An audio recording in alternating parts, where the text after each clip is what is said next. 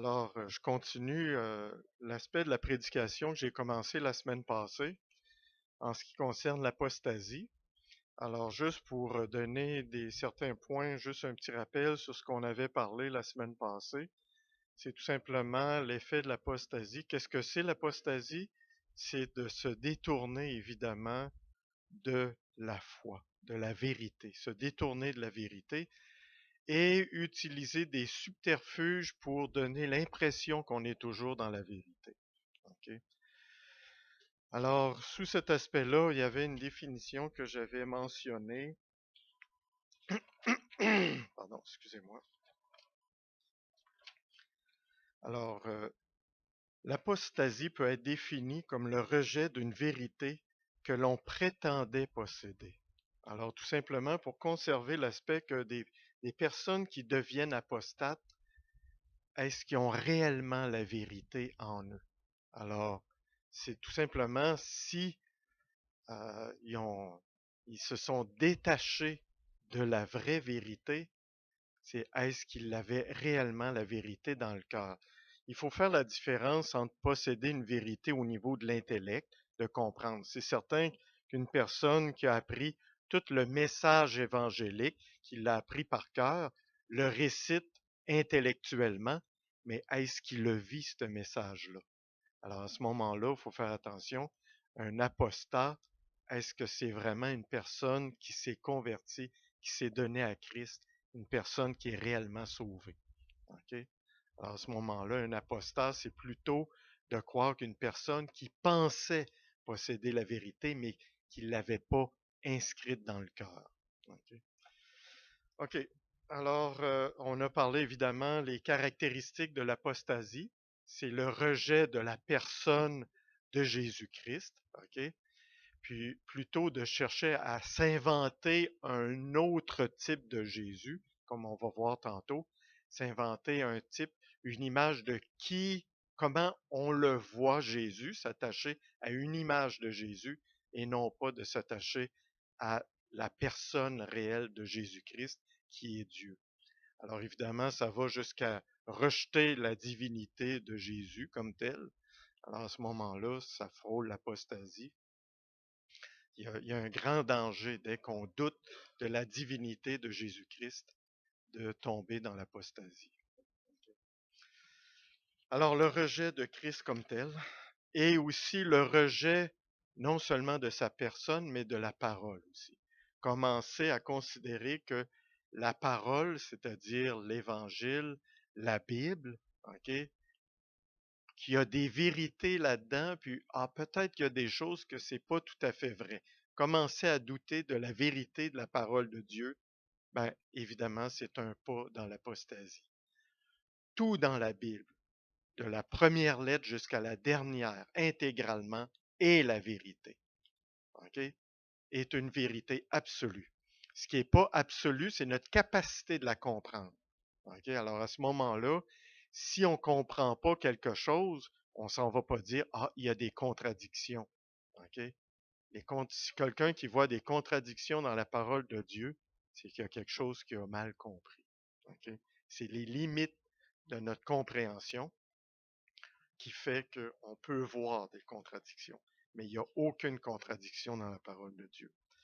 Alors, ce qui est arrivé, c'est qu'une période, à un moment donné, ce qui a amené les racines de l'apostasie dans le 20e siècle, qui a commencé à partir du 18e siècle. L'apostasie, il y en a toujours eu, mais c'est qu'il y a une montée fulgurante de l'apostasie vers la fin du 19e siècle, OK, et dans le 20e siècle. Une montée. D'ailleurs, on a vu apparaître toutes sortes de mouvements de séparation dans l'Église. Il ne faut pas oublier que l'Église, c'est une seule Église, l'Église de Christ.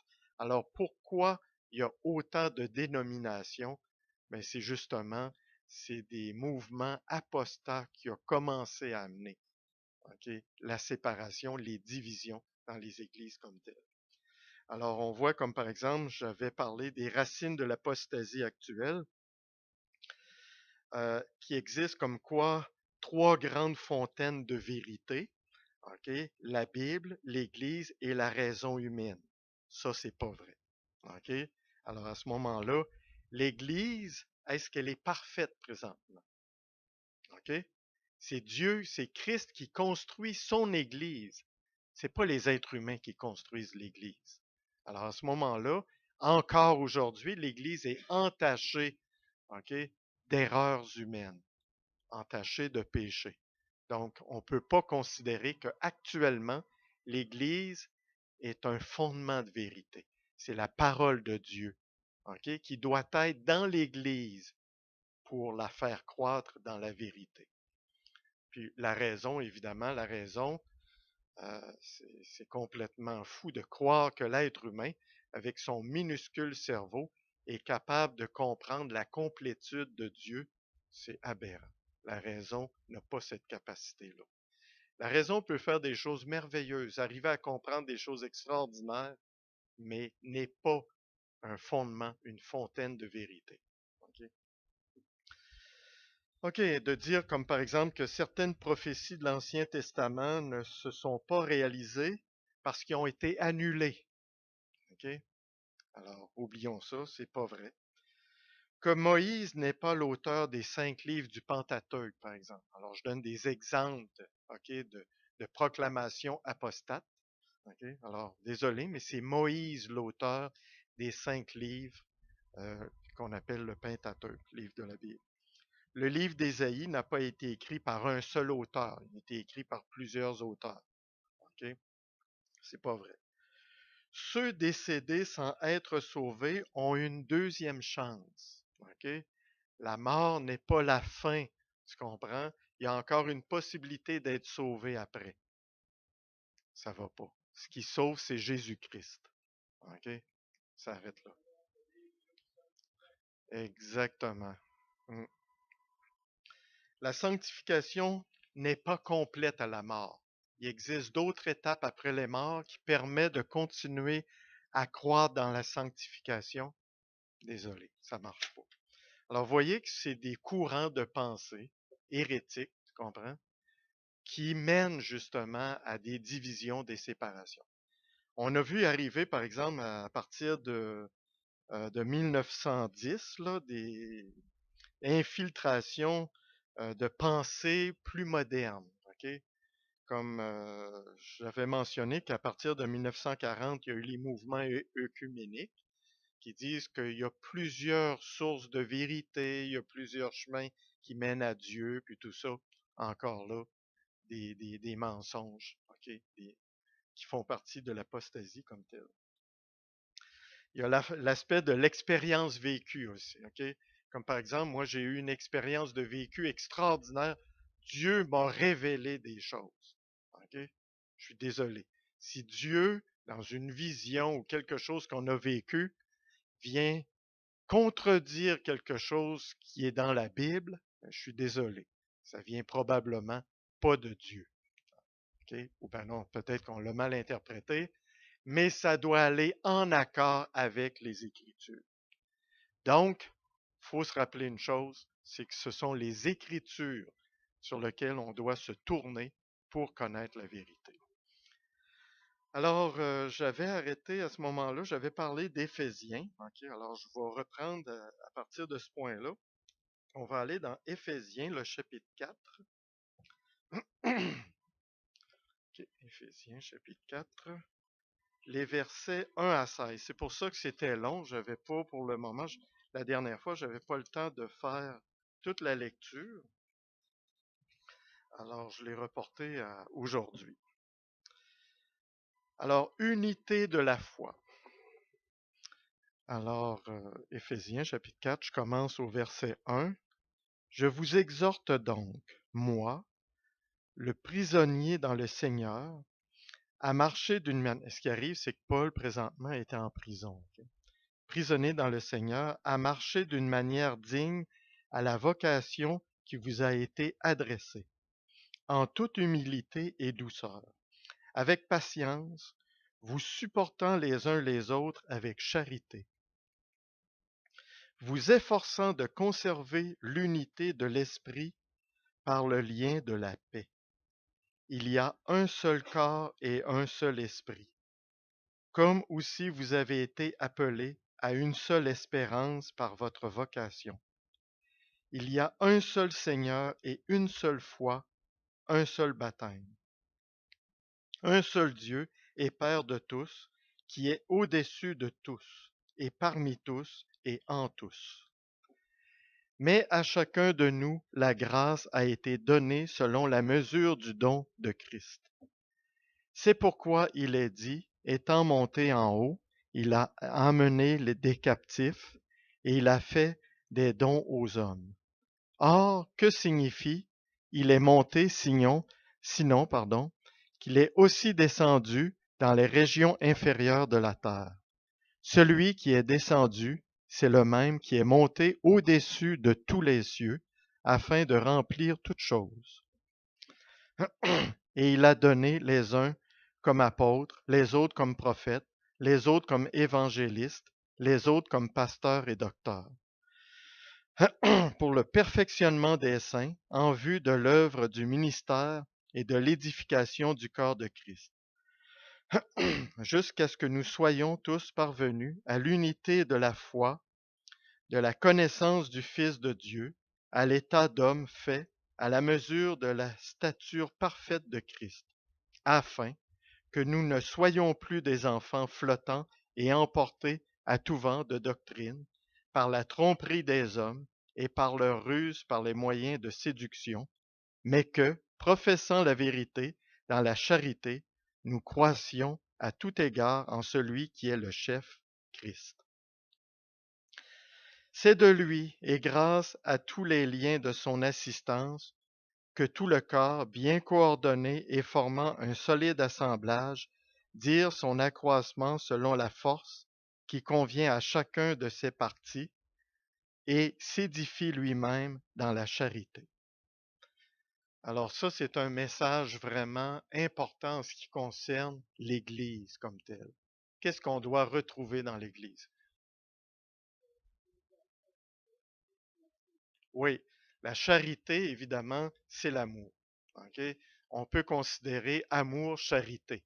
C'est parce qu'il arrive, c'est que si on regarde aujourd'hui le mot amour, c'est parce que du point de vue grec, OK, amour, c'est un mot qui a plusieurs significations en grec. Alors à ce moment-là, c'est l'amour charité. C'est l'amour qui donne, tu comprends, le don de soi, le sacrifice de soi. Alors c'est pour ça que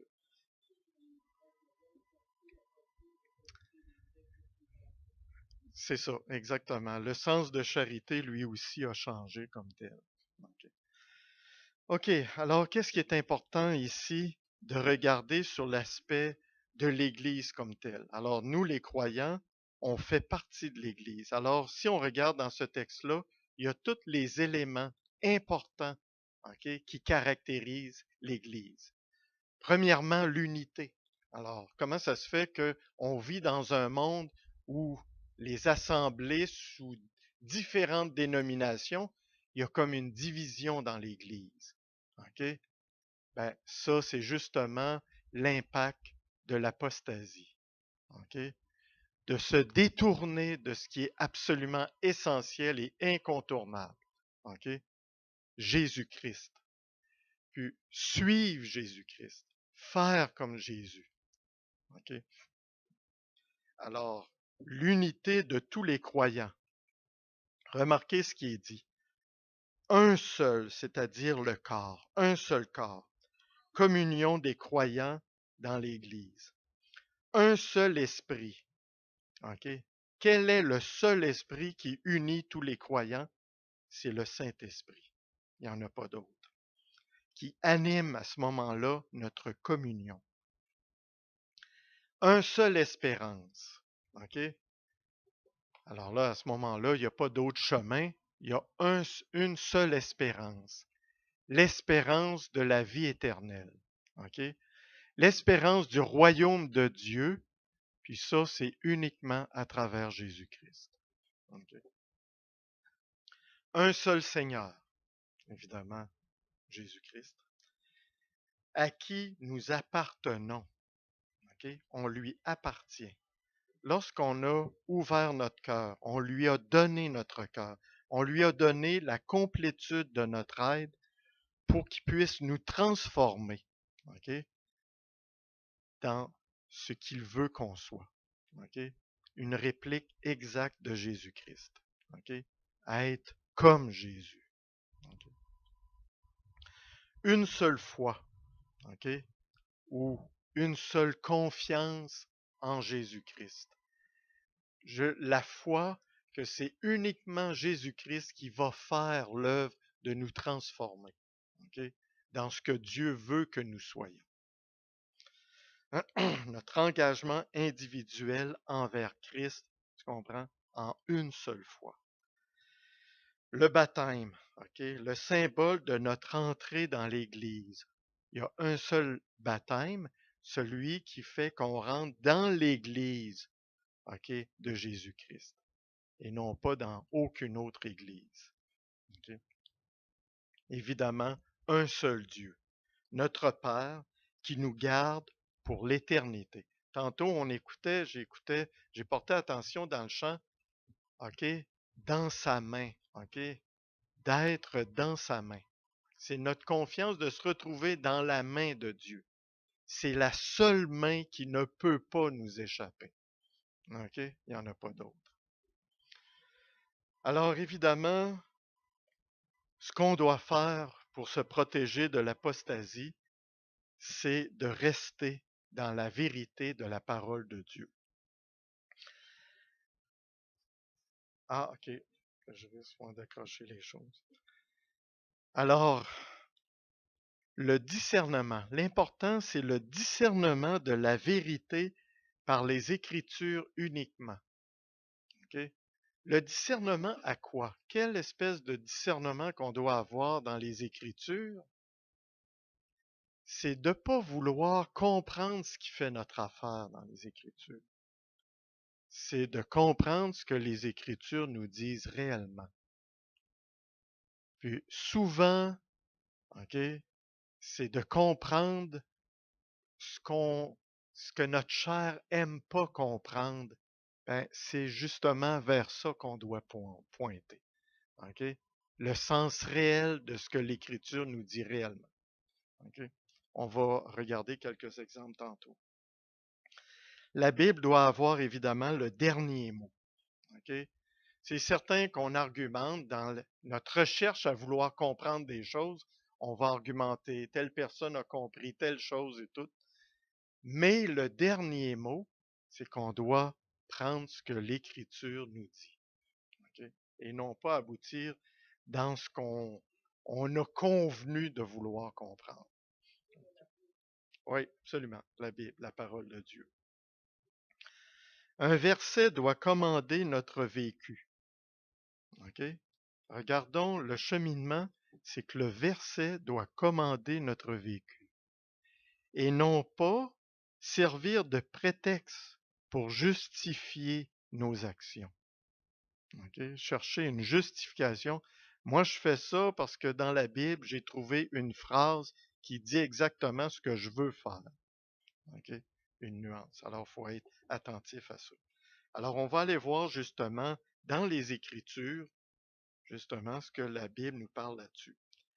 Actes chapitre 17, versets 1 à 4. Alors, on va dans Actes des Apôtres, chapitre 17. 13, 14, 15, 17. Okay. Les versets 1 à 4. Alors, je fais la lecture.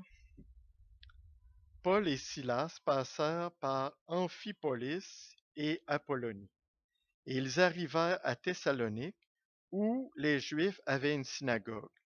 Paul y entra, selon sa coutume. Pendant 3 sabbats, il discuta avec eux d'après les Écritures, expliquant et établissant que le Christ devait souffrir et ressusciter des morts. Et Jésus, que je vous annonce, disait-il, c'est lui qui est le Christ. Alors, voyez le fondement, il s'appuie sur la Bible, OK, pour démontrer que la personne qui a vécu puis qui a exécuté exactement tout ce qui était prophétisé sur le Christ, ben Jésus l'avait fait. Alors, c'est évident que la démonstration a été faite par les Écritures.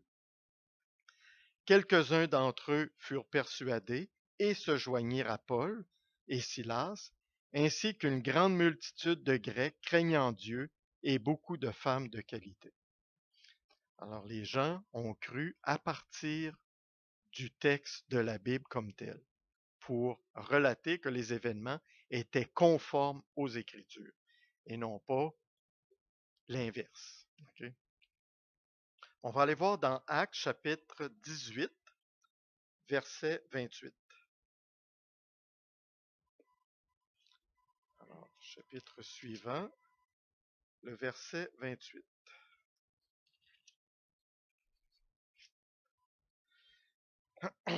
Alors, c'est encore Paul, évidemment, car il réfutait vivement les Juifs en public, démontrant par les Écritures que Jésus est le Christ. Alors, il démontre à partir des Écritures pour confirmer que Jésus est le Christ. Okay, on va aller voir un autre, Actes chapitre 28, les versets 23 et 24. Okay, je vais lire ici dans la Bible parce que le texte ici vient d'une autre. C'est la même chose. 28.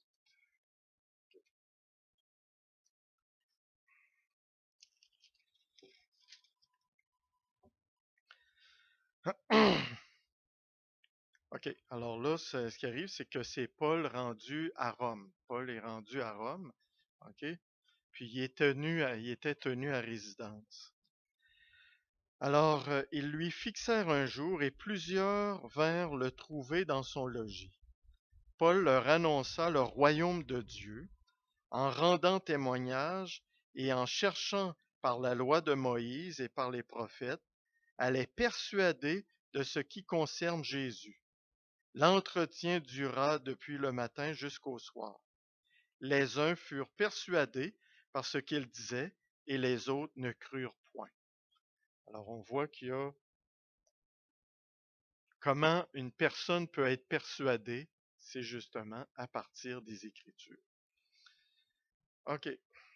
On va aller voir maintenant quelque chose de particulier parce que il y a un aspect qui existe quand même beaucoup aujourd'hui de dire que on a du vécu. C'est certain, comme chrétien, on a du vécu. On réalise à un moment donné, ah, j'ai vécu telle situation. C'est là qu'on voit que Dieu est vraiment actif dans cette action-là. OK?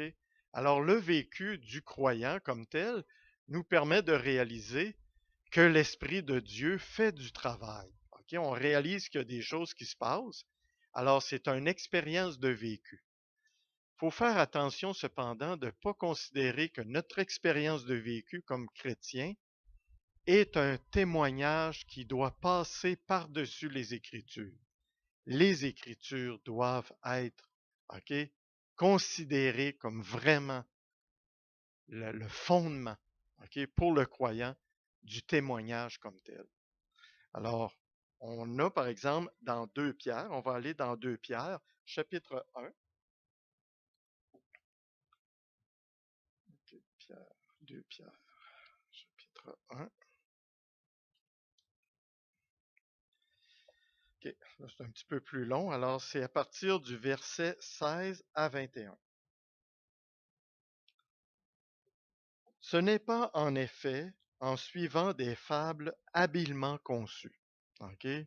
Alors on voit, c'est pas par des messages, des belles histoires, des belles romances inventées par des auteurs célèbres que on découvre la foi. OK? Ce n'est pas en effet en suivant des fables habilement conçues que nous vous avons fait connaître la puissance et l'avènement de notre Seigneur Jésus-Christ. Mais c'est comme ayant vu sa majesté de nos propres yeux, car il a reçu de Dieu le Père honneur et gloire, quand la gloire magnifique lui lui fit entendre une voix qui disait, celui-ci est mon Fils bien-aimé, en qui j'ai mis toute mon affection. Alors on voit ici que Pierre relate une expérience de vécu qu'il a eue lors de à ce moment-là que Jésus a été transfiguré, le phénomène de la transfiguration sur, sur une montagne. Alors, c'est un vécu que Pierre a vécu comme tel. Alors, Pierre fait témoignage de ça. Il témoigne, comme nous les croyants, on peut témoigner d'expériences de vécu qu'on a. Mais regardons un peu plus loin.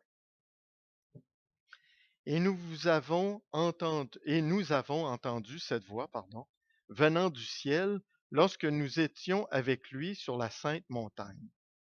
Et nous tenons pour d'autant plus certaine la parole prophétique. Alors, voyez que Pierre vient appuyer sur l'importance encore plus grande de la parole prophétique. Et nous tenons pour d'autant plus certaine, ok, la parole prophétique à laquelle vous faites bien de prêter attention, comme une lampe qui brille dans un lieu obscur, jusqu'à ce que le jour vienne apparaître et que l'étoile du matin se lève dans vos cœurs, sachant tout d'abord vous-même qu'aucune prophétie de l'Écriture ne peut être un objet d'interprétation particulière. Car ce n'est pas une volonté d'homme qu'une prophétie a jamais été apportée, mais c'est poussé par le Saint-Esprit que les hommes ont parlé de la part de Dieu. On voit à ce moment-là que Pierre vient montrer l'importance, de considérer que la parole est comme la lumière dans les ténèbres pour ce qui est de connaître, savoir. OK? Avant, là, c'est intéressant parce qu'il dit qu'on est dans les lieux obscurs jusqu'au jour où vienne apparaître l'étoile du matin, OK, qui va se lever. Puis à ce moment-là, ben, Christ va revenir, puis il va être présent parmi nous. Alors, en attendant, qu'est-ce qu'il y a d'autre que sa parole sur laquelle on peut considérer que c'est la lumière qui va nous éclairer? OK.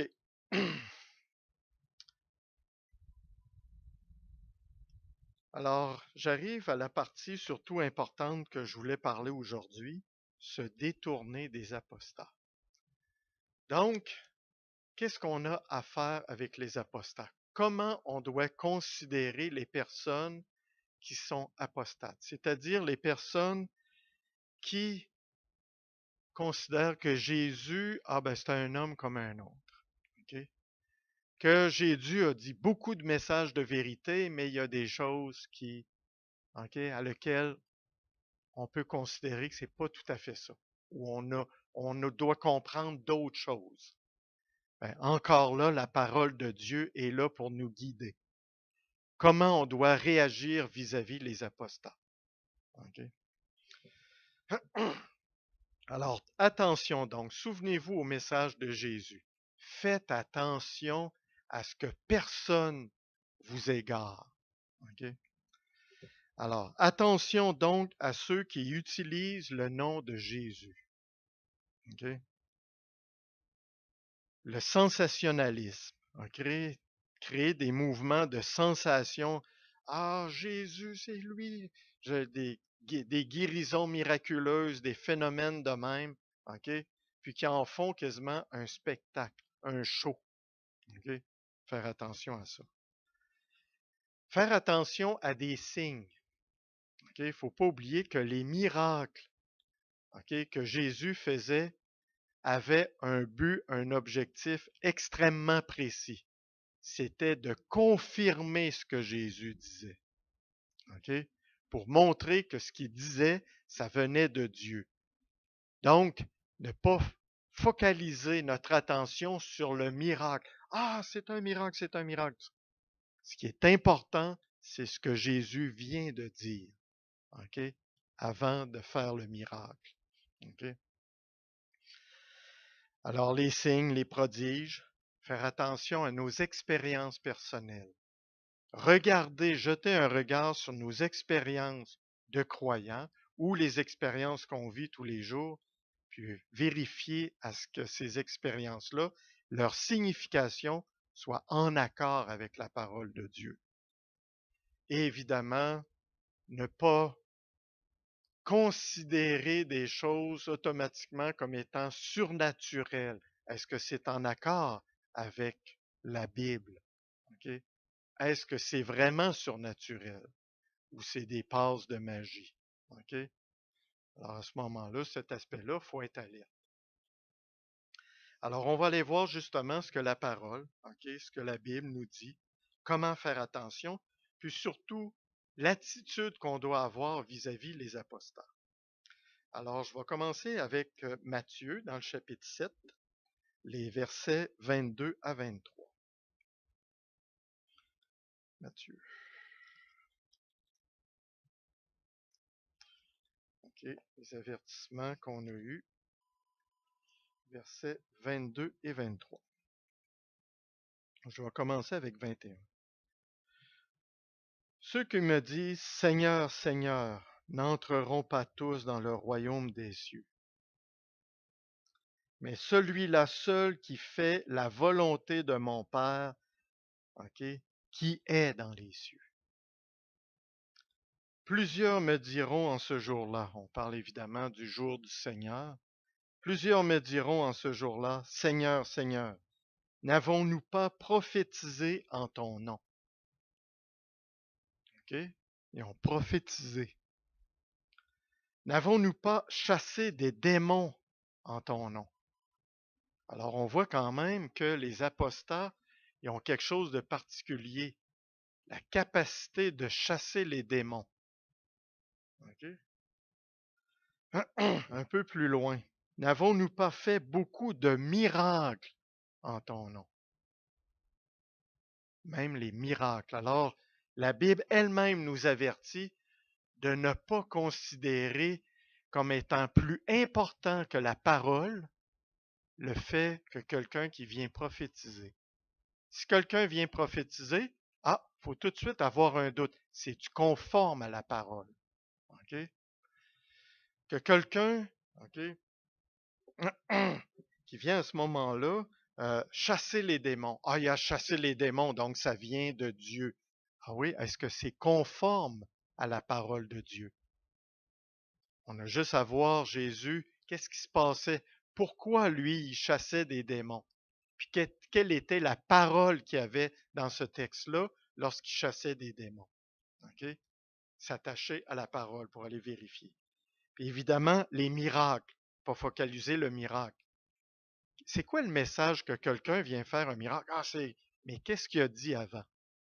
Ce qu'il a dit, est-ce que c'est conforme à la parole de Dieu? S'il dit un message autre, OK, il y a un miracle, mais est-ce que sa parole est conforme aux Écritures? Il faut être alerte. OK? Alors, c'est pas pour rien que Jésus nous dit vraiment de faire attention. Que c'est pas tous ceux qui vont dire Seigneur, Seigneur, qui vont entrer dans le royaume de Dieu, dans la vie éternelle. OK. Alors, c'est justement ce nom de Jésus qui peut arriver à tromper beaucoup de monde. On va voir un peu plus loin qu'une nuance, OK, à Jésus, un type similaire à Jésus ou différent de Jésus. On va voir ça tantôt. On va aller voir dans 2 Corinthiens, chapitre 11, les versets 3 et 4. C'est vraiment important qu'un croyant soit alerte, puis c'est vraiment dans la parole de Dieu. OK, alors 2 Corinthiens, chapitre 11, pas que je me trompe.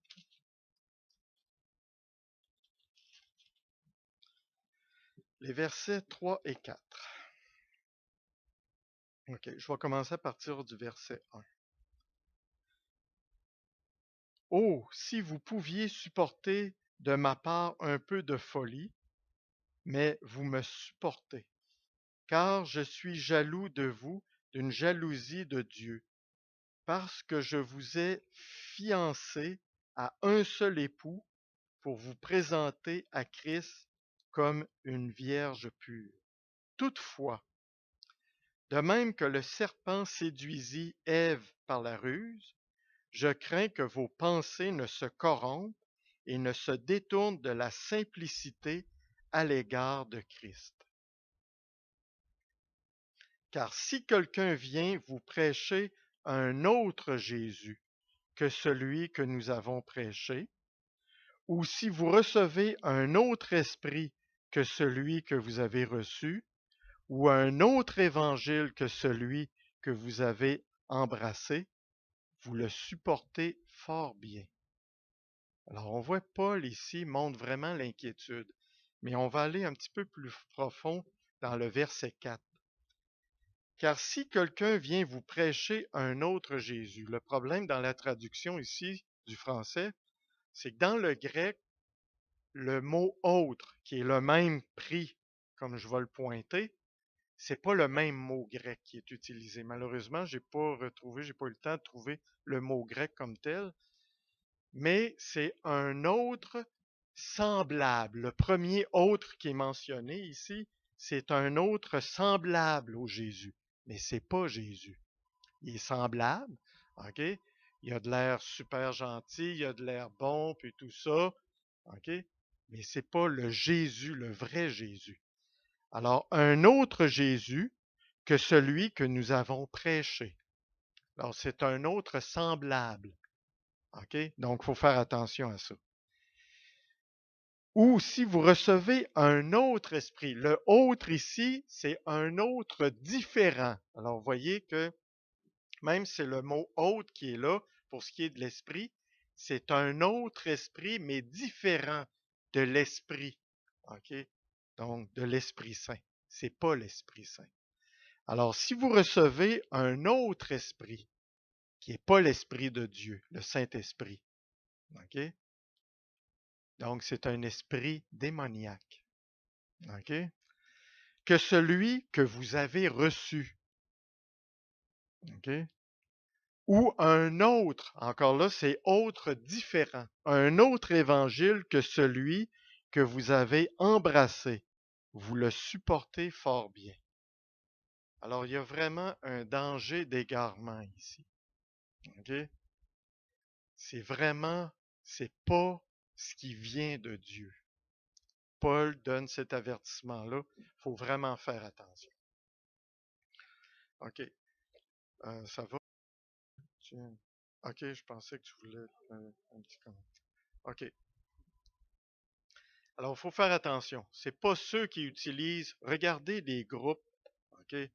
Bon, je veux pas nécessairement donner de nom de d'autres groupes, là, qui se disent évangéliques, qui se disent chrétiens, puis tout ça, mais qui présentent un Jésus qui n'est pas tout à fait le vrai Jésus.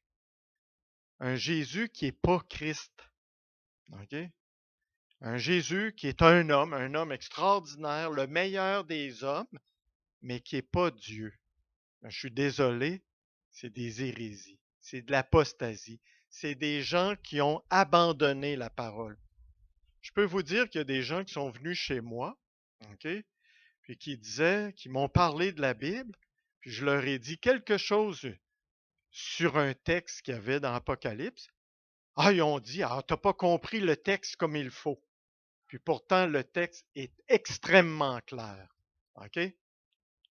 Je leur ai dit, voulez-vous qu'on lise le texte? Ah, non, non, non. OK. Il avait peur qu'on lise exactement pour voir vraiment le sens de ce qui était écrit dans la parole.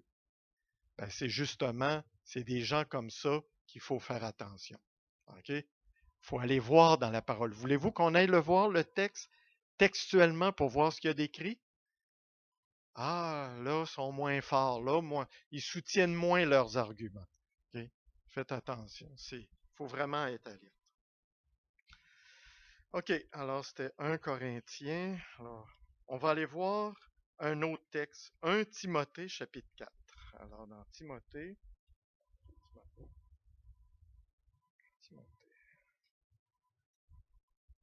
chapitre 4. C'est bien ça, oui. Verset 1. OK, un autre avertissement. Mais l'Esprit dit expressément que dans les derniers temps, quelques-uns abandonneront la foi pour s'attacher à des esprits séducteurs et à des doctrines de démons, Alors, on voit tout de suite le lien avec ce qu'on a lu dans Corinthiens. OK? Un autre esprit. Un autre esprit qui n'est pas le véritable esprit. Puis évidemment, des doctrines de démons qui font des miracles, qui font des prophéties, qui font des actions, OK? Mais qui viennent pas de Dieu. OK? Alors l'avertissement est vraiment là. Des esprits séducteurs qui disent quelque chose qui est très proche de ce que la Bible dit, OK? Mais qui n'est pas la parole. OK? Alors, je peux continuer après. Par l'hypocrisie de faux docteurs portant la marque de la flétrissure dans leur propre conscience, prescrivant de ne pas se marier, de s'abstenir d'aliments que Dieu a créés pour qu'ils soient pris avec action de grâce par ceux qui sont fidèles et qui ont connu la vérité. Alors, se détourner de la vérité. OK, donc, ce qui est important, ne pas aller au-delà de ce qui est écrit. Ne pas ajouter, ne pas enlever, OK, ne pas déformer les phrases de ce qui est écrit. 1 Corinthiens chapitre 4, verset 6. 1 Corinthiens, c'est un petit peu avant.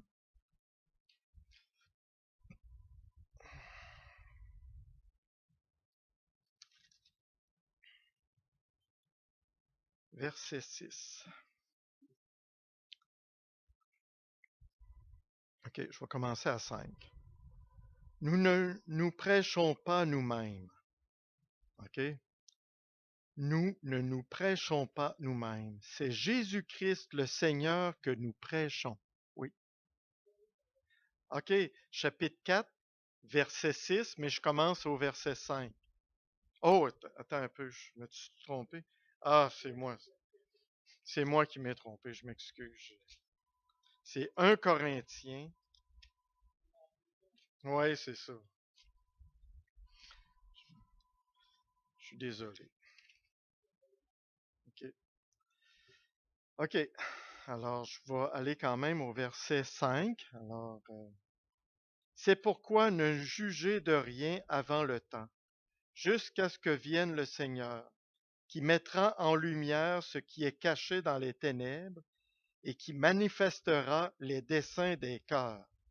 Alors chacun recevra de Dieu la louange qui lui sera due. C'est à cause de vous, frères, que j'ai fait de ces choses, une application à ma personne et à celle d'Apollos, afin que vous appreniez en nos personnes à ne pas aller au-delà de ce qui est écrit et que nul de vous ne conçoive de l'orgueil en faveur de l'un contre l'autre. OK? Faut pas oublier une chose, c'est que la parole, elle nous est adressée individuellement, c'est-à-dire à notre cœur. OK? Alors, faut prendre la parole, puis qu'elle vienne toucher notre cœur. Faut que le travail, faut développer sa compréhension, prendre conscience de sa signification pour qu'elle vienne à ce moment-là, pardon, germer, venir à ce moment-là, faire des racines dans notre cœur. Le cœur de l'homme, c'est la seule place où la semence peut à ce moment-là se développer, devenir vivante. OK?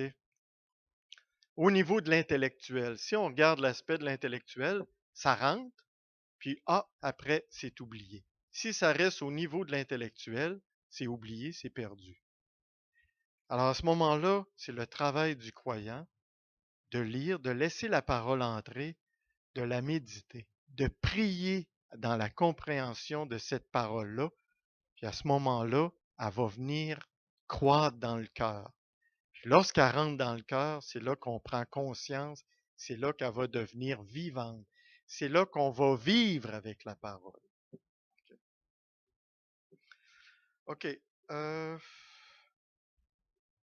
alors, pas l'orgueil. L'orgueil, ça reste au cerveau, alors il faut oublier ça. Il ne faut pas que ça rentre l'orgueil dans le cœur.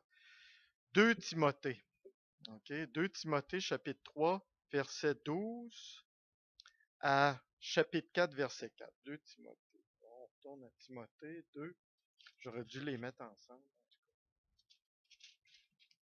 Chapitre 3, verset 12. C'est ça, 2 Timothée. Alors, Louis, dans 2 Timothée, s'il vous plaît.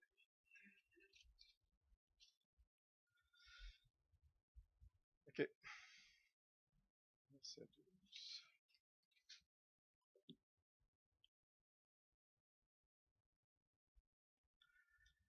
OK. Là, il y a quelque chose. Ça, j'ai voulu noter ça, c'est parce que souvent, le message de Jésus a été présenté comme quelque chose qui nous amènerait dans une vie plus heureuse. OK? Le fait de devenir croyant, il y a ce message-là qui a existé pas mal, puis qui tend à être véhiculé, que notre vie ça va s'améliorer énormément. OK? Notre qualité de vie va s'améliorer si on se donne à Jésus. OK? Mais l'amélioration, c'est pas une amélioration charnelle. OK? C'est une amélioration spirituelle. Puis ça, d'en prendre conscience, ça vient avec la croissance de la parole dans notre cœur. OK? Alors, dans les effets immédiats, on peut passer, c'est certain qu'on peut avoir émotivement des moments grandioses, suivis d'une certaine dépression, OK?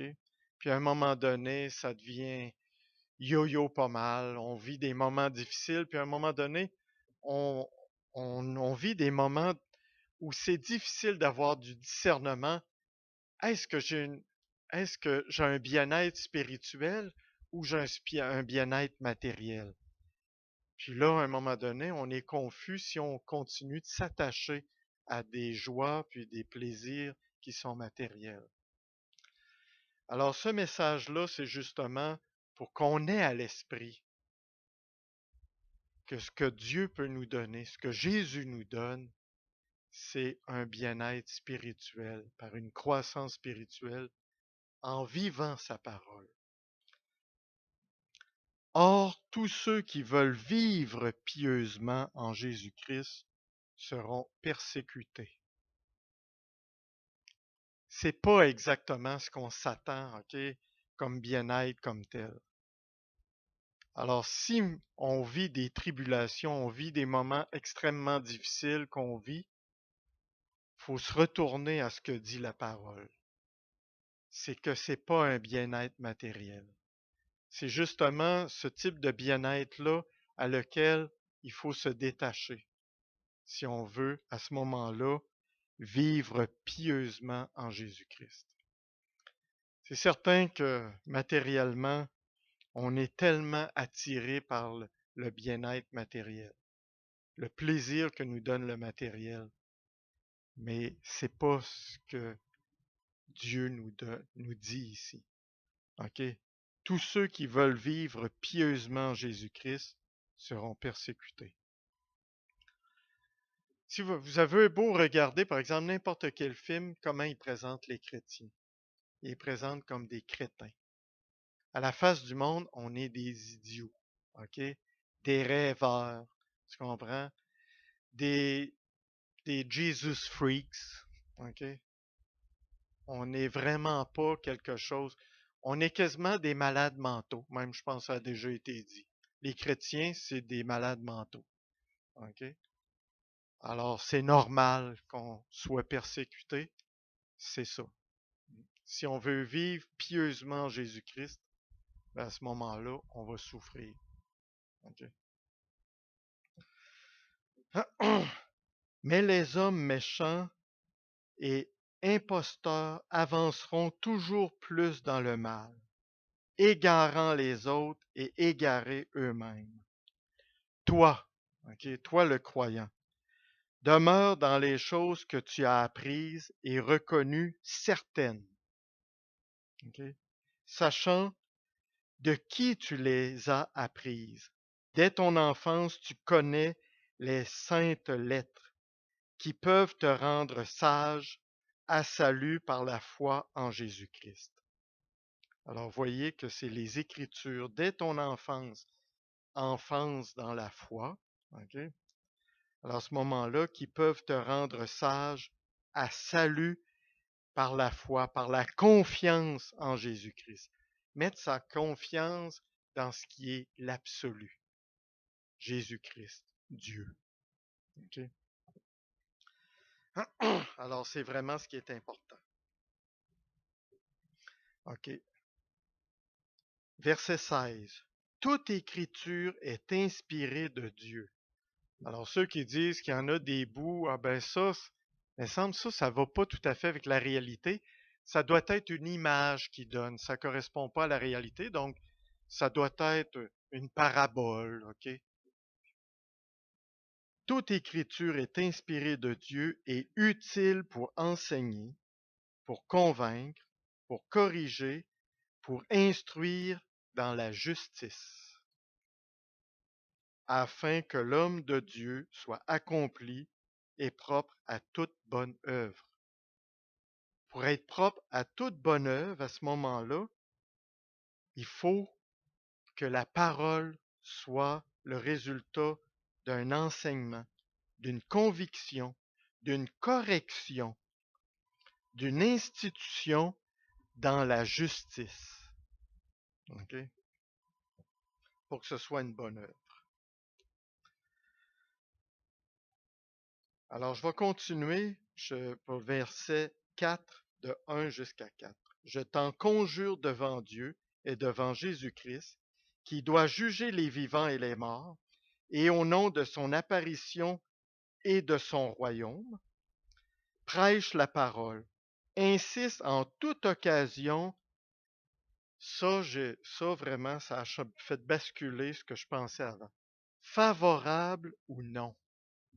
La tendance qu'on a de dire, ah, la situation n'est pas favorable. OK? Donc, c'est que Dieu veut pas que je la proclame à ce moment-là. Ah, la situation est favorable. Ah, là, la porte est ouverte. Dieu veut que ce soit ça. C'est pas ce qu'il y a décrit ici. Vous voyez? Prêche la parole, insiste en toute occasion, favorable ou non. Reprend, censure, exhorte avec toute douceur en instruisant. Car il viendra un temps où les hommes ne supporteront pas la saine doctrine, mais ayant la démangeaison d'entendre des choses agréables.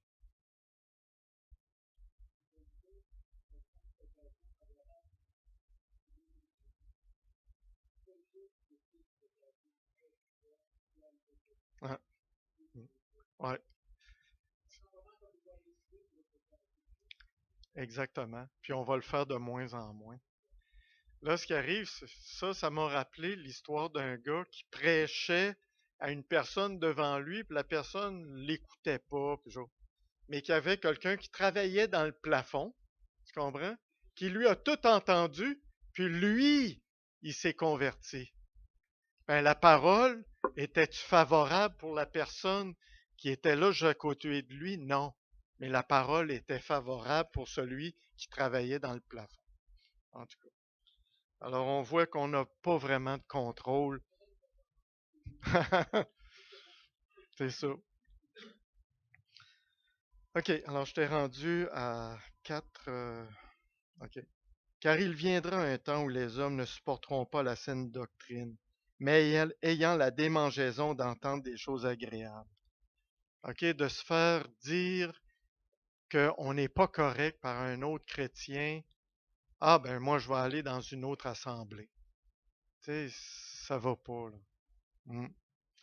D'entendre des choses agréables, ils se donneront une foule de docteurs selon leurs propres désirs. Hey, le pasteur qu'il y a là, il est super. Il dit des choses exactement ce que j'avais besoin d'entendre. Ah oui? Exactement ce que tu avais besoin d'entendre ou ce que tu voulais entendre. OK?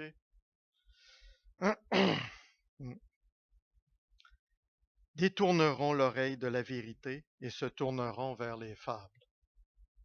Ben, le monde apostat qu'on a aujourd'hui, en grande partie, je sais pas si on peut parler d'une apostasie totale, là, mais Il y a beaucoup de fables. Quoi donc? Quel mot? Apostat, c'est rejeter, tu comprends, les choses qui sont vraies ou que tu pensais avant qui étaient vraies. Tu comprends? En fait, c'est s'éloigner de la vérité, s'éloigner de la parole de Dieu. C'est commencer à douter. C'est quand tu fonctionnes, tu obéis au doute qui te dit que la parole, c'est pas vrai. Ouais, peut-être. Mais des peut-être dans la réalité, dans la vérité, ça n'existe pas. OK? C'est vrai ou c'est faux. Ouais. Il n'y a pas entre les deux. Ouais. Ben, la Bible, tout est vrai parce que tu peux pas dire il y a un bout qui est faux. Ah oui? Lequel des deux? Parce qu'il y en a qui disent il y a des contradictions. Ah oui? Alors lequel est le contraire de l'autre? Alors là, à ce moment-là, tu te mets à douter de tout. OK? Là, tu viens de rentrer dans l'apostasie. Ouais. Mm. OK, alors je viens pour conclure. Ah oui, il n'est plus de temps. OK. J'avais prévu une grosse conclusion, mais je vois que j'ai pas le temps de conclure comme tel. C'est une question que j'ai lue, puis vraiment qui m'a touché cette semaine, là, franchement. J'ai eu des moments difficiles, des regards que j'ai eus sur moi-même, puis qui me fait réaliser quelque chose sur l'importance de l'Évangile comme tel. Faut pas oublier que la chose la plus importante comme croyant, ce qu'on a à faire, proclamer l'Évangile, mais la vivre, l'Évangile aussi. Alors, je suis tombé sur une question. Alors, c'est un pasteur qui a demandé cette question-là à son Église. J'ai demandé à notre Église, parce qu'on dit souvent que, ah, moi, tu sais, en vivant comme croyant, on devient quelque chose, les gens nous regardent, puis là, ils disent, ah, les chrétiens, ils font des choses extraordinaires. Mais ici, le pasteur, il pose une question vraiment très dure pour son Église. J'ai demandé à notre Église s'il croyait qu'il y avait une grande joie dans la ville à cause de notre présence ici. C'est suite au fait que, OK, dans la parole, on voit que le fait d'avoir une Église de croyants va amener une grande joie dans une ville. OK? Alors, j'ai demandé, OK, ça c'est tiré de Actes chapitre 8, versets 6 à 8, ceux qui veulent le lire, là, où il est écrit que les foules d'un commun accord s'attachaient à ce que disait Philippe en apprenant et voyant les miracles qu'il faisait. Puis là, ça termine, il y eut une grande joie dans cette ville. OK? Alors, ça vient vraiment de Actes des Apôtres, chapitre 8, versets 6 et 8. Alors, le pasteur, j'ai demandé à notre Église s'il croyait qu'il y avait une grande joie dans la ville à cause de notre présence ici. Est-ce qu'il y a une grande joie dans la ville de Rimouski dû au fait que l'Église baptiste Emmanuel est ici? OK? Puis j'ai lu le récit Acte 9 concernant Tabitha, qui avait fait tant de bonnes œuvres qu'à sa mort, la communauté se regroupa à son chevet et pleura. J'ai demandé à notre Église, croyez-vous que si notre Église, l'Église baptiste Emmanuel, disparaissait, mourait, notre communauté pleurerait notre départ?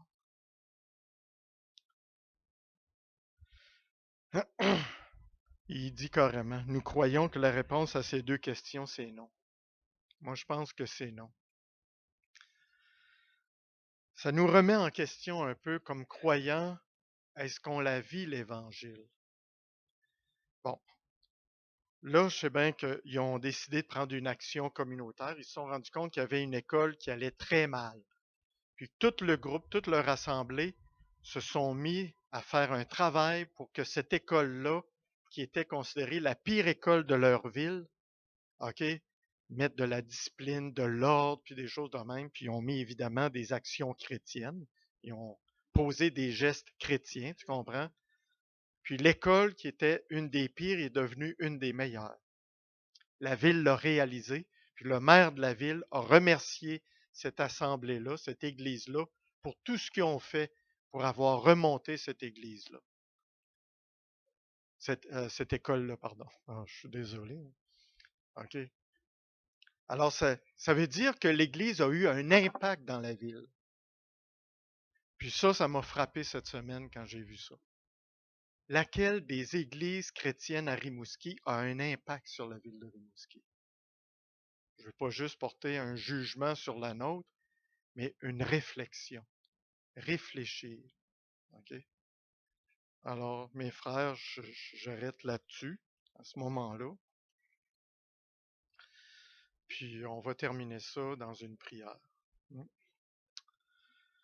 Je te rends gloire, Père éternel.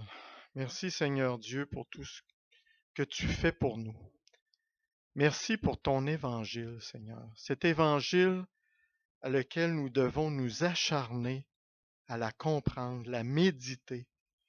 Prier pour que cet évangile vienne s'enraciner dans notre cœur, afin que nous puissions vivre l'évangile, Seigneur Dieu.